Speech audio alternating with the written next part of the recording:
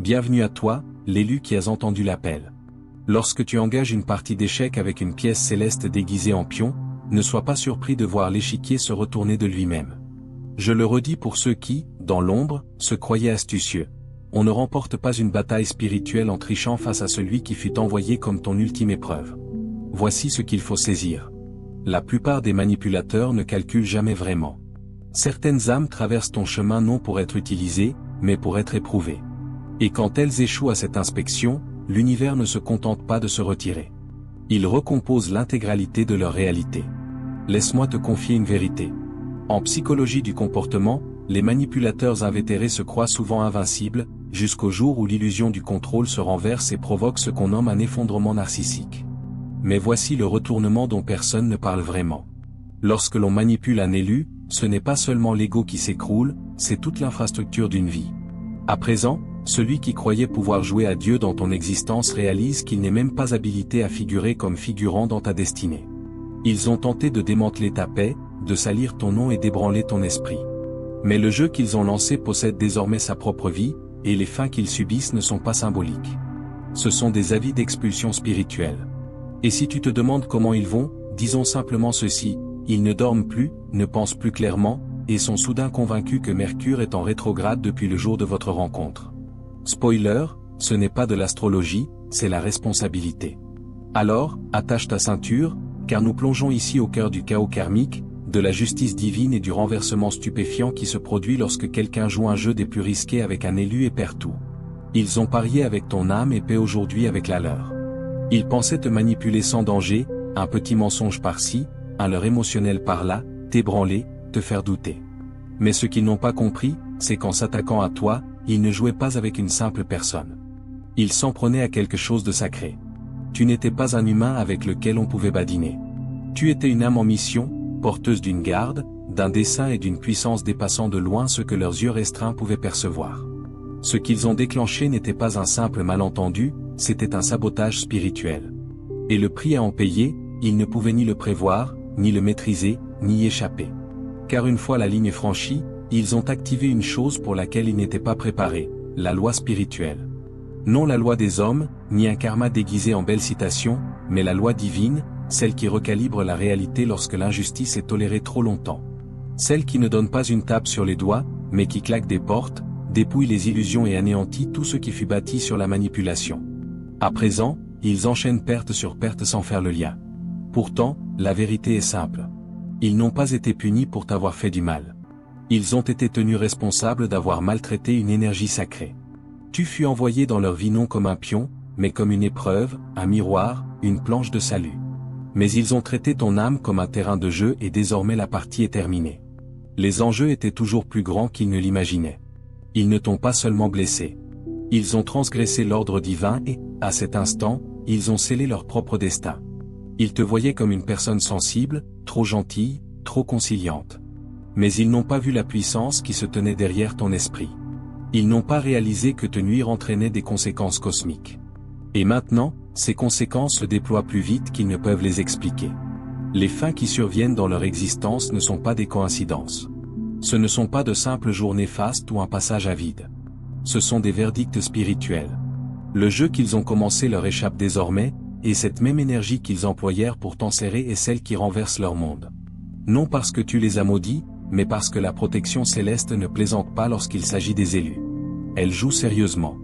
Ils ignoraient que tu étais gardé par des griffes divines. Ils pensaient que tu étais juste une autre personne qu'ils pouvaient manipuler, séduire ou piétiner sans répercussion. Ce qu'ils n'ont pas perçu, c'est que ta vie est protégée par une clause céleste, un accord invisible écrit avant même votre rencontre. Tu es venu au monde avec une couverture spirituelle qu'ils ne pouvaient ni voir ni comprendre. Il existe des limites autour de ton être que personne n'est autorisé à franchir sans en subir de graves conséquences. Et ils n'avaient aucune idée qu'ils pénétraient un territoire où la grâce possède ses frontières. Ils croyaient avoir affaire à quelqu'un de faible, de naïf. Mais ce qu'ils ont vraiment fait, c'est déclencher un système de réponse divine qui ne s'endort jamais. Tu n'as peut-être pas réagi comme ils l'attendaient. Tu ne les as peut-être pas dénoncés, confrontés ou attaqués. Mais ce silence n'était pas vide, il était sacré. Car quand un élu se retient, le ciel le remarque. Et quand le ciel répond, il ne le fait pas à moitié. Il démêle tout ce qui est faux. Il coupe la racine, pas seulement le fruit.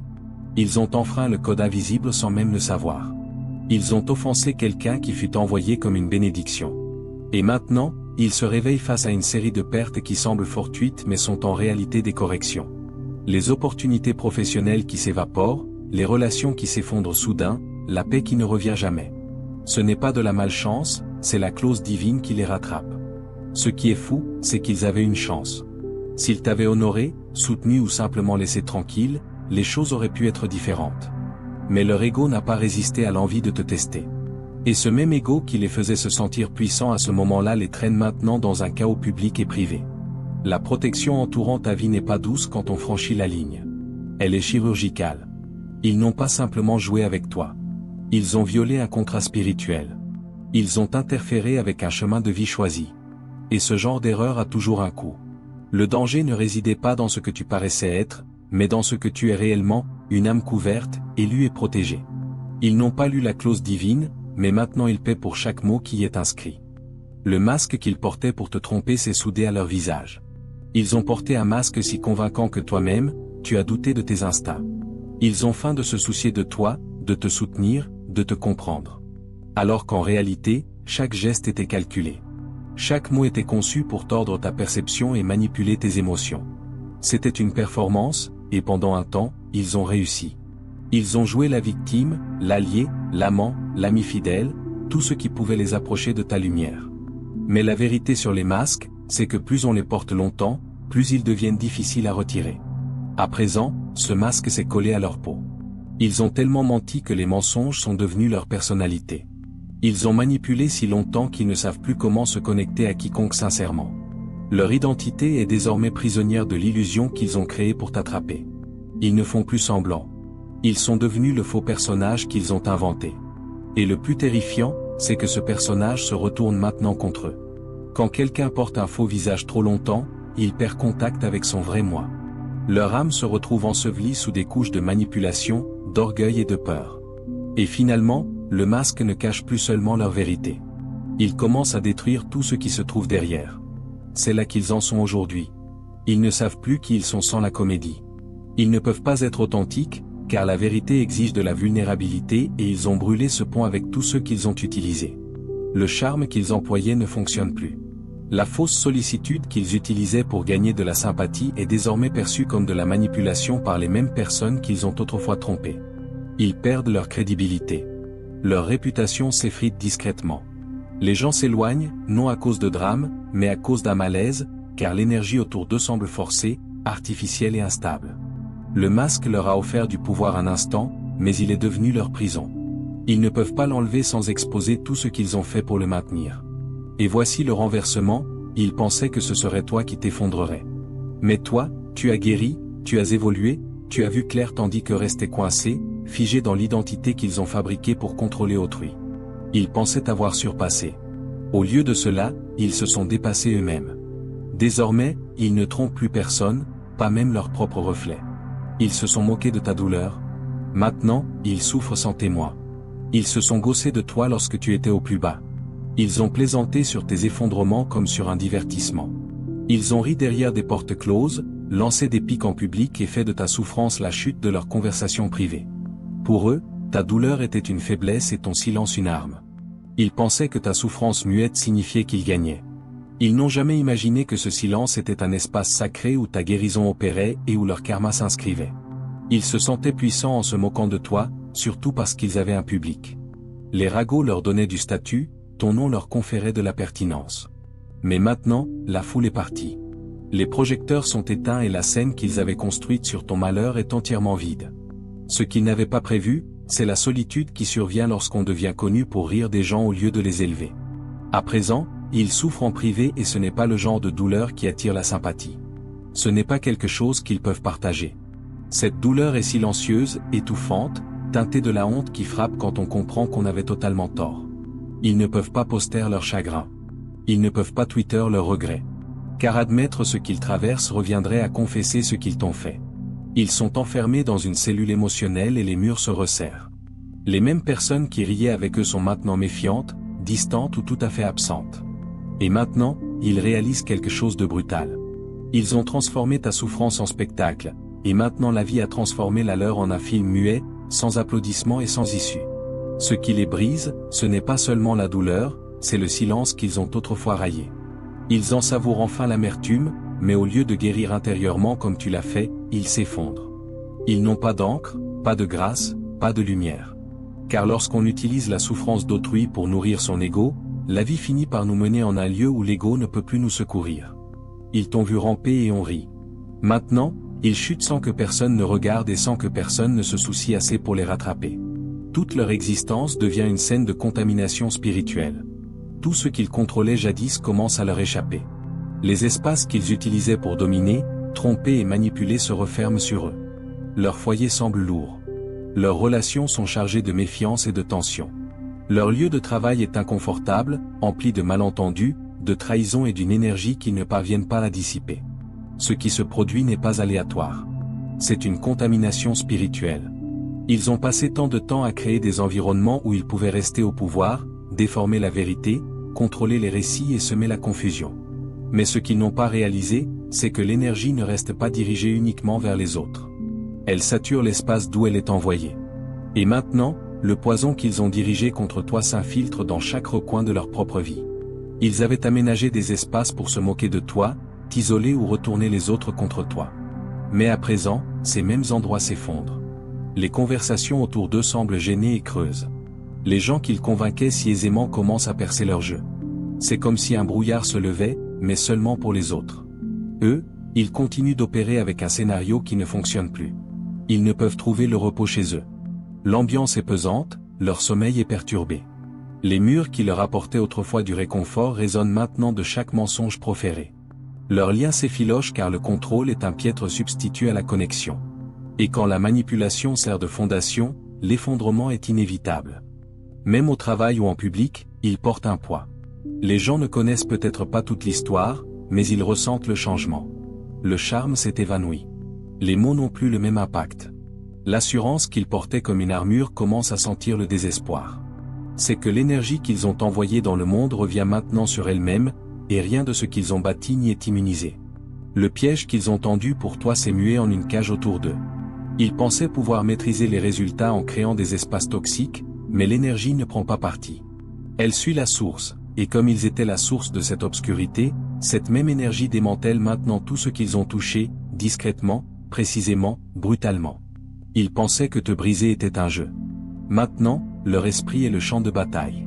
Ils croyaient pouvoir te fracasser et s'en sortir indemne. Ils imaginaient que les mensonges, la manipulation et le sabotage émotionnel te mettraient en pièces et renforceraient leur sentiment de domination. Ils se sont livrés à des jeux psychologiques comme à un passe-temps, testant tes limites, observant tes réactions, se nourrissant de ta confusion. Pour eux, tout cela n'était qu'une stratégie perverse pour gagner une partie dont tu ignorais l'existence. Mais ils ne se sont jamais demandé ce qui se passerait si le jeu se retournait contre eux. À présent, leur propre psyché est devenue un territoire hostile. La paix qu'ils simulaient a disparu. La confiance qu'ils feignaient s'émiette. Ils sont nerveux, anxieux, remettent en question tout et tous, y compris eux-mêmes. Ils sont tourmentés non seulement par la culpabilité, mais par la peur. La peur que la vérité éclate. La peur que le karma les observe. La peur que ce qu'ils t'ont fait leur revienne sous une forme qu'ils ne peuvent anticiper. Le silence qu'ils utilisaient pour te contrôler s'est retourné contre eux. Il est assourdissant maintenant. Ils ne peuvent échapper à leurs propres pensées. Ils ne dorment plus sans tension. Ils répètent des conversations qui n'ont jamais eu lieu. Ils tentent de prédire des résultats qu'ils ne maîtrisent pas. Ils s'obsèdent sur des gens qui ne leur font plus confiance. Ils surinterprètent chaque regard, chaque mot, chaque silence dans un message. C'est le genre de chaos mental qui ne s'annonce pas par des fanfares, mais qui ronge lentement la stabilité. Et le pire, c'est qu'ils ne peuvent demander d'aide, car cela impliquerait de dire la vérité.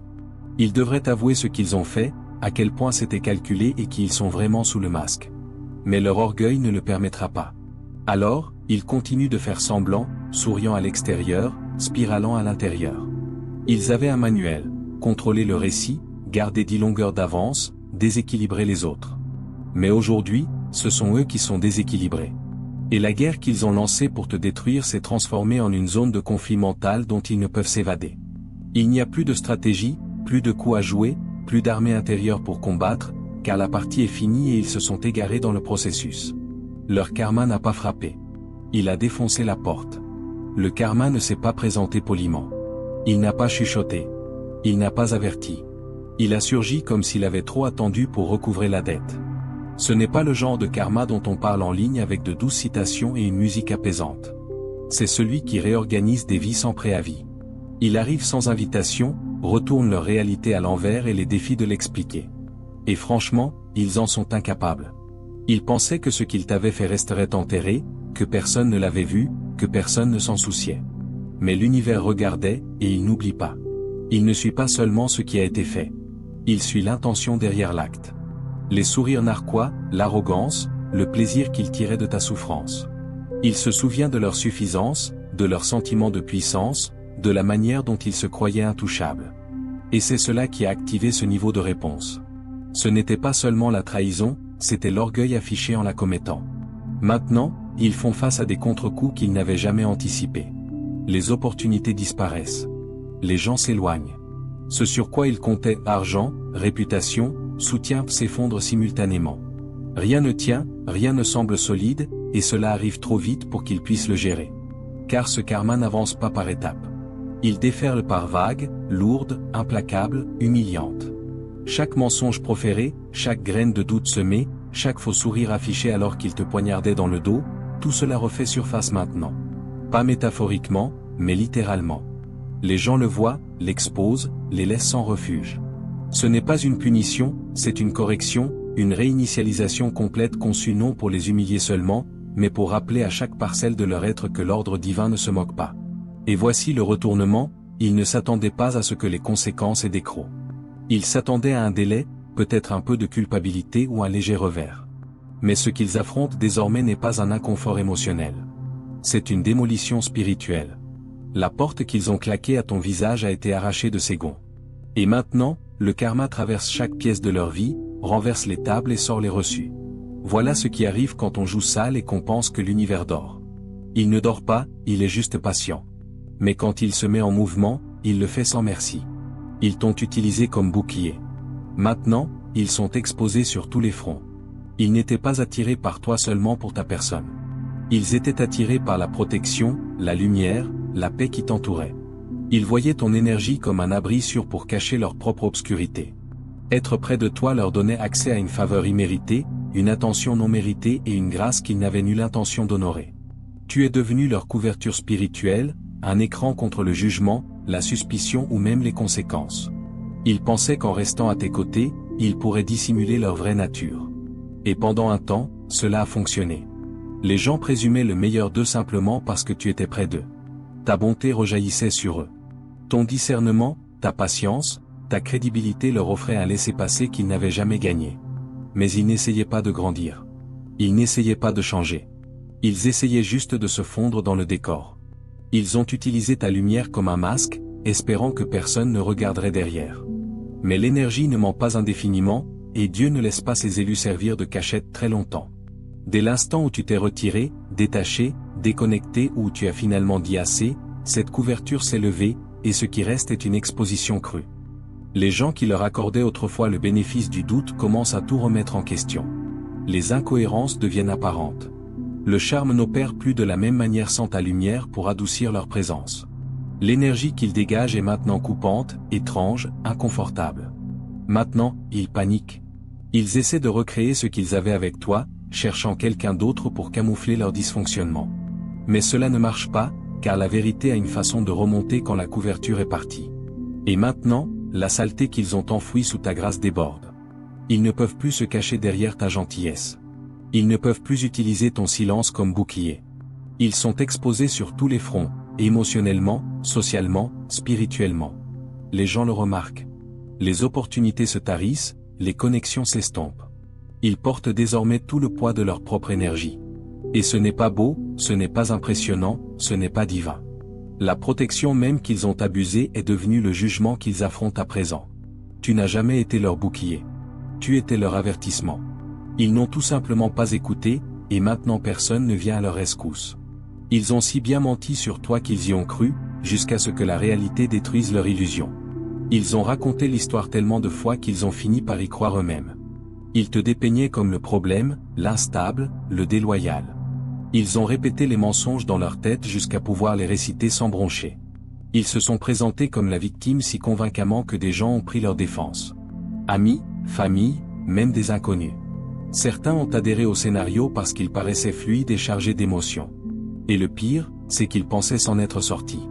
Ils pensaient que contrôler le récit signifiait contrôler la vérité. Ils ont confondu être cru avec avoir raison. Mais la vérité ne dépend pas de la popularité. Elle n'est pas bruyante, elle ne se pavane pas, mais elle est constante, elle attend tranquillement, et maintenant un à un, les mensonges qu'ils ont construits s'effritent. L'histoire ne tient plus, les chronologies ne concordent pas, les faits contredisent leurs dires et les gens commencent à remarquer les fissures. La réalité accomplit ce que tu n'as pas eu à faire. Elle révèle tout ce qu'ils ont tenté d'enterrer, non par des disputes ou du drame, mais par des conséquences. Les gens qu'ils ont manipulés comparent maintenant leurs notes. Les masques qu'ils portaient glissent. Les incohérences sont plus éloquentes que les ragots ne l'ont jamais été. Et ce n'est pas seulement une question de perdre la faveur. C'est un effondrement total de la crédibilité. Ils pensaient que mentir sur toi les élèverait. Ils pensaient te rabaisser les ferait paraître forts, sages ou incompris. Mais maintenant que l'illusion se brise, ils réalisent quelque chose de douloureux. Si ton personnage devait être détruit pour que le leur ait du sens, alors le leur n'a jamais été réel pour commencer, et les retombées sont brutales. Les relations qu'ils utilisaient pour manipuler les autres s'écroulent. Les gens s'éloignent, non par loyauté envers toi, mais par malaise envers eux. Car le même faux récit qui convainquait autrefois rend maintenant chacun méfiant. S'ils pouvaient si bien mentir à ton sujet, sur qui d'autres ont-ils menti? Ils ont transformé les mensonges en armes jusqu'à ce que l'arme se retourne contre eux. Et maintenant, la vérité ne se contente pas de les rattraper. Elle les dépasse lentement, publiquement, implacablement. Ils ont cru à leurs propres mensonges, mais la réalité, elle, n'y a jamais cru, et maintenant elle se présente pour laver ton nom sans que tu aies à prononcer un mot. Ils sont devenus accros à te manipuler et ont perdu la maîtrise de leur propre vie. Au début, c'était un jeu pour eux. Manipulation subtile, appâts émotionnels, signaux contradictoires. Ils aimaient observer tes réactions. Cela leur procurait un frisson. Chaque fois que tu doutais, que tu te justifiais trop ou que tu cherchais leur approbation, cela leur offrait un faux sentiment de pouvoir. Ils ne cherchaient pas seulement à te faire du mal. Ils cherchaient à se sentir importants, et tes réponses devenaient leur drogue. Ils se nourrissaient du contrôle. Ils avaient appris quel bouton presser, quel mot dire, quand se montrer froid, quand te ramener. C'était un cycle malsain, et ils pensaient en être les maîtres. Mais ce qu'ils n'ont pas réalisé, c'est qu'ils étaient ceux qui devenaient dépendants. Lentement, tes réactions émotionnelles sont devenues leur seule source de validation. Ils ne voulaient pas d'amour, de respect ou de paix. Ils voulaient du contrôle, et une fois qu'ils l'avaient, ils en voulaient toujours plus pour se sentir pertinents. Ils ont bâti toute leur identité autour de celui qui pouvait t'ébranler, et chaque fois que tu réagissais, ils se sentaient plus grands, plus forts, plus intelligents. Mais sous tout cela, une profonde insécurité, car ceux qui se sentent vraiment puissants n'ont pas besoin de détruire autrui pour se sentir entier.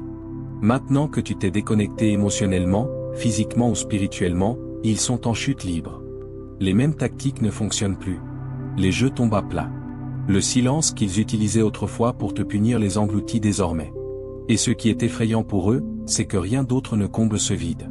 Ni l'attention d'autrui, ni de nouvelles relations, ni une fausse assurance, car ce dont ils se nourrissaient était ton énergie, et elle ne leur a jamais appartenu. Sans ta présence, leur fausse source de pouvoir a été coupée, et maintenant leur vie semble chaotique, désordonnée, terne, hors de contrôle. Ils se sentaient aux commandes quand ils pouvaient te provoquer, mais maintenant ils sont seuls avec leur vide. Et il est bruyant. Ils n'ont pas réalisé à quel point ils dépendaient de ton énergie jusqu'à ce qu'elle disparaisse. À présent, leur journée semble dénuée de sens. Leurs interactions paraissent superficielles, et l'obsession qu'ils avaient de te contrôler s'est transformée en une addiction lancinante qu'ils ne peuvent assouvir. Ils pensaient te posséder. En réalité, ils se sont perdus en essayant de maîtriser quelqu'un qui n'était jamais destiné à leur appartenir. La plus grave erreur que l'on puisse commettre est de confondre la retenue divine avec l'absence.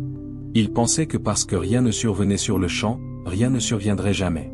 Ils pensaient que ton silence était une soumission, ta grâce une faiblesse et ton départ sans importance.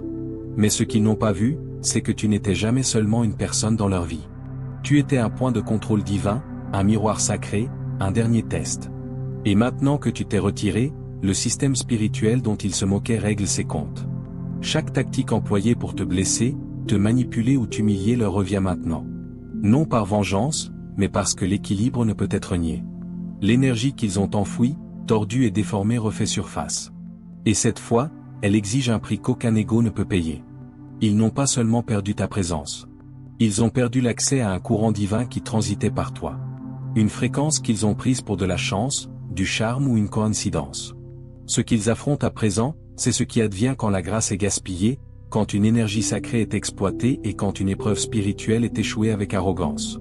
Tu étais leur avertissement avant l'effondrement, leur bouée avant la chute. Et maintenant, la porte est scellée, le système est en marche. Et ce qui leur reste, c'est tout le poids de leurs propres choix. Des choix qui semblaient puissants jadis, mais qui aujourd'hui ressemblent à des sables mouvants. Alors, ne pleure pas ton silence, ne questionne pas ta distance et ne regrette pas ta bonté. Tu as fait ta part. Tu es apparu comme une lumière dans l'existence de quelqu'un qui a choisi les ténèbres. Et bien qu'il t'ait dépeint comme leur ennemi, tout ce que tu étais, c'était une dernière invitation à grandir. Maintenant, l'invitation a expiré et les conséquences, elles, ne font que commencer. Si ce message a touché ton esprit, s'il a confirmé ce que ton âme savait déjà, alors ne le garde pas pour toi. Vas-y, aime cette vidéo, laisse un commentaire ci-dessous et partage-la avec quelqu'un qui a besoin d'entendre cette vérité énoncée clairement. On ne sait jamais qui mène une guerre spirituelle dans le silence et attend une confirmation. Et si ce n'est pas encore fait, abonne-toi à la chaîne et active la cloche de notification pour ne jamais manquer un autre message semblable à celui-ci. Ce n'est pas que du contenu, c'est de la clarté, et nous bâtissons une tribu qui voit au-delà des apparences.